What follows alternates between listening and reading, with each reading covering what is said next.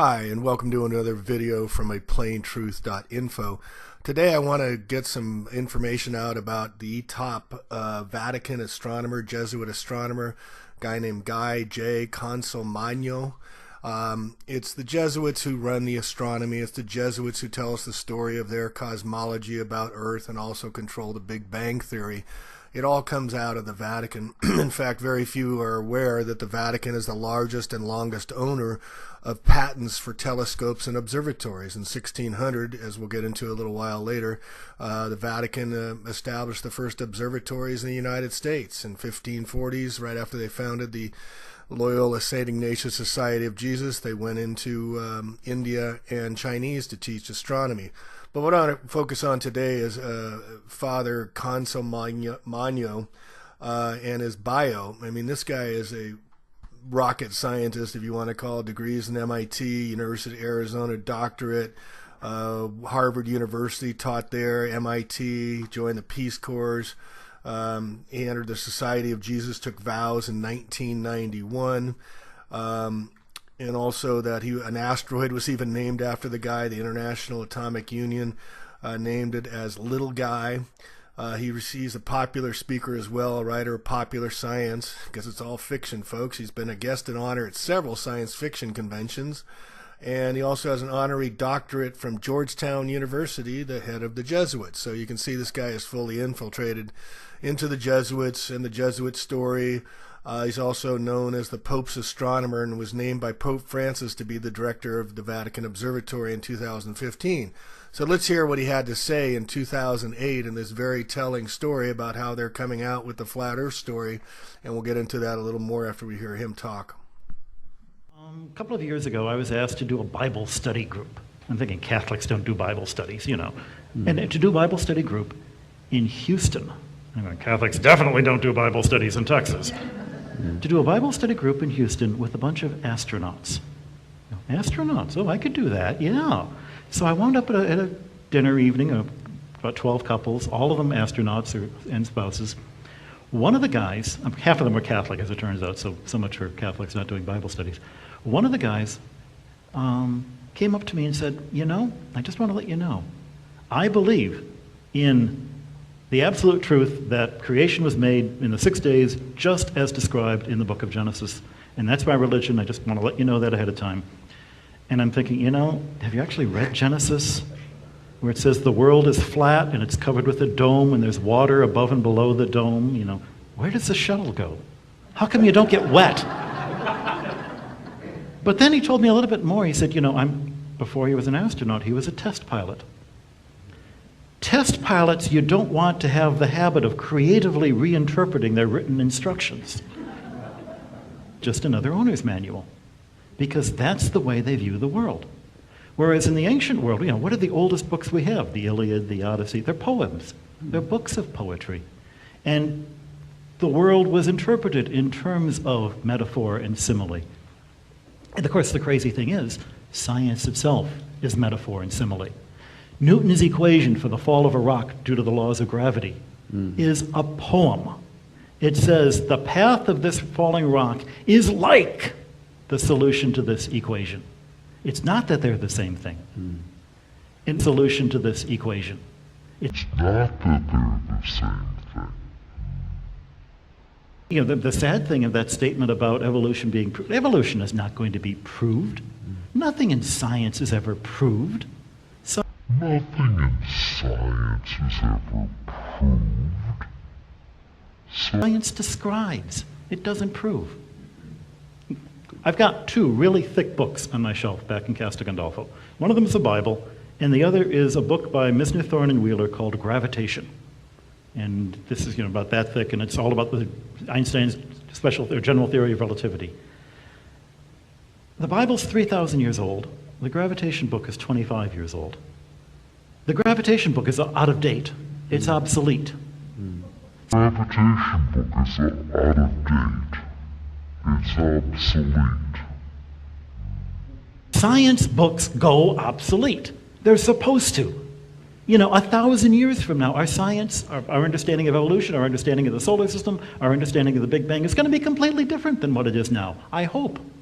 Are you saying, though, that then the problem is that on one level science is dominated by these kind of fundamentalist techies who can't read a text other than in a fundamentalist way? There is an element of that. I wouldn't say it's dominated by it. Yeah. Because the funny thing is most religious people are not arch creationist fundamentalists. Most evangelicals are not. But those are the ones you see on TV. You know, the sad thing of that statement about evolution being proved, evolution is not going to be proved. Nothing in science is ever proved. So I'm thinking, you know, have you actually read Genesis? Where it says the world is flat and it's covered with a dome and there's water above and below the dome, you know. Where does the shuttle go? How come you don't get wet? So there you have the top Vatican official right next to the Pope advising him about astronomy, telling everyone that to interpret the Bible and just what it says the earth is flat. Now here we have over 35 lunar craters that are named after Jesuit astronomers.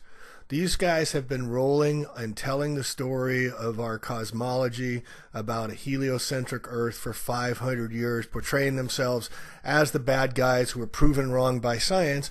Where here we have their top scientists that went to MIT, that went to Harvard, you know, all the degrees and everything, the top spokesmen going to sci-fi fiction comedy con events.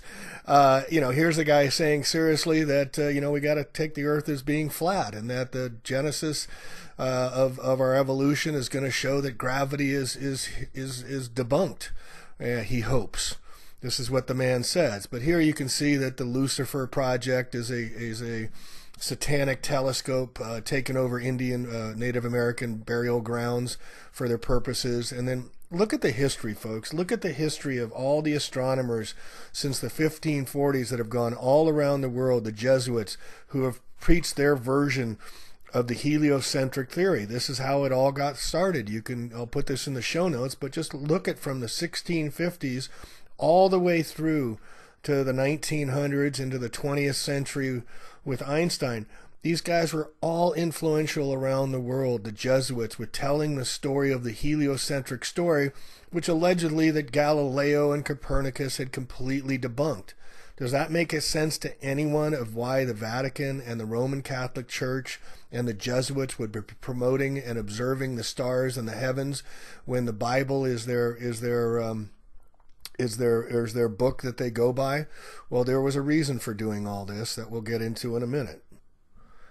So this was taken from a Christian site, World's Last Chance, talking about Copernicus and how he was in bed with the Pope. He dedicated his book to Pope Paul III. He was a Third Order of St. Dominic. He wished to pursue astrology and astronomy. There was a vacant seat on the Ermland, and makes it probable, at least later in life, that he'd enter the priesthood. And then between 1539 and 1541, a 66, there's the number page letter, were published and distributed. But opposition was first raised against the Copernican system by Protestant theologians for biblical reasons. Why would Roman Catholic leaders persistently pressure Copernicus to publicize his theories of a heliocentric universe, theories for which they condemned Galileo less than 100 years later? It doesn't make any sense. They published it on his deathbed. He would not publish it during his lifetime. Here the article states, "It cannot be overstated that the Catholic Church was the force behind Copernicus, persistently urging the reluctant cleric to spread abroad his heliocentric theories that contradicted Scripture. The newly formed Jesuits were the perfect instruments to effect a clandestine operation, changing public perception of the authority of the Scripture, the earth, and the Creator. The difference between the Jesuits and all other Catholic orders was the Jesuits deliberately invited demonic spirits into their followers." And he goes on, "The Jesuits have always been enemies of the Bible, since the Catholic Church ranks papal decree and tradition above the Scriptures anyway. Decreasing confidence in the Scripture increases confidence in pastors, priests, and the Pope as authorities that we know more than the common man can. We are the authority, believe us, don't read the Bible." That was the whole counter-reformation, the Protestants against the church, when the church says, you have to follow me, I'm the vicar, the closest to God, don't listen to the Bible, listen to me, the Pope. And it's been that way ever since. So here we have massive evidence starting back from the mid-1600s or 1550s all the way through today, where the Jesuits are controlling the narrative about space. And also it goes back to Newton. I didn't cover him, but Newton's third edition of his basic book on the theory of gravity was published by the Jesuits and was very well used. Again, folks, the Catholics and the Jesuits have controlled the mindset of our minds about what the theocosmology is of the world. They also control the Big Bang Theory. They've controlled it all. And they've used stories about some brilliant man named Einstein who came up with all this when it's absolutely fraudulent. This guy was a complete fraud. He plagiarized others' works. He's been condemned by others in his fields. German and Austrian scientists condemned his work when it came out. It's been condemned by brilliant Nikola Tesla as well. The guy has been proven to be an out-and-out fraud, yet all you hear today is how great and how smart Einstein is, because people just don't want to wake up and don't want to learn very inconvenient truths about how the world really works. So now I want to turn the attention around to the Flat Earth community, and I want to see how many in our Flat Earth community that's been active for now a couple, 3 years have been covering the Jesuits. Rob Skiba, the Christian? No. Mark Sargent? No. Celebrate Truth, Robbie Davidson? No. Jeranism, Globebusters? No. Eric DeBay? Hell no. It's all about the Jews and the Freemasons. Patricia Steers? Of course not. Russian vids? Forget about it. No one can touch the Jesuits because they're all controlled opposition, folks. The Flat Earth Conference going on in November, it's all the Christians putting them on, but did they talk about Jesuits at all? Did they talk about how their Christian faith has been betrayed by the scheming Jesuits? No, you don't hear any of that at all. So here's the next hand I think is going to be played by the Jesuits in the ongoing conquer and divide strategy when they brought out the Flat Earth with Eric E.D. DeBay. I think they're coming out with this guy named Robert Sungenis. Get it? Sungenis? Sungenis, because they're Apollo sun-worshipping gods.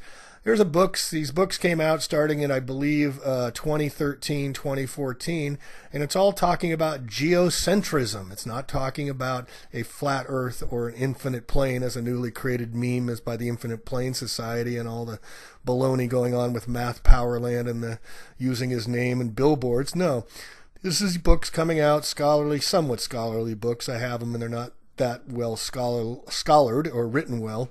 But it is about making the case that the Catholic Church is going to come out and claim that they were right all along, that the geocentrism is about what it's really at. And this book by Mr. Sungenis, or these many books, he's got several of them, is indications that they're going to be playing this geocentrism, proving Galileo was wrong and the Church was right. That's one of the books they have out already.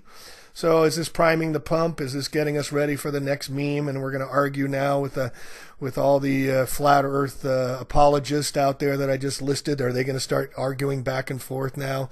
That seems to be the case, folks. But please make up your own mind. Do your own homework. Do your own research. This stuff has been going on for a very long time. The cat's out of the bag, and it can no longer be put back. And it's time for us all to get out and start speaking our truth. Talk to you soon. Plain Truth. Catch you in the next video. Thanks for listening. Oh, and one other thing I wanted to mention is those of you who don't think that the world is controlled by the Vatican, I want you to Google or look up the founding of Washington, D.C., which I'm coming up with in the next video, because no one knows the founding of Washington, D.C. It used to be named Rome, Maryland. Yes, Rome, Maryland used to be the name of Washington, D.C., the city of Rome, before it was turned into Washington, D.C. by John Carroll, the Jesuit who founded Georgetown. The Potomac was also called the Tiber.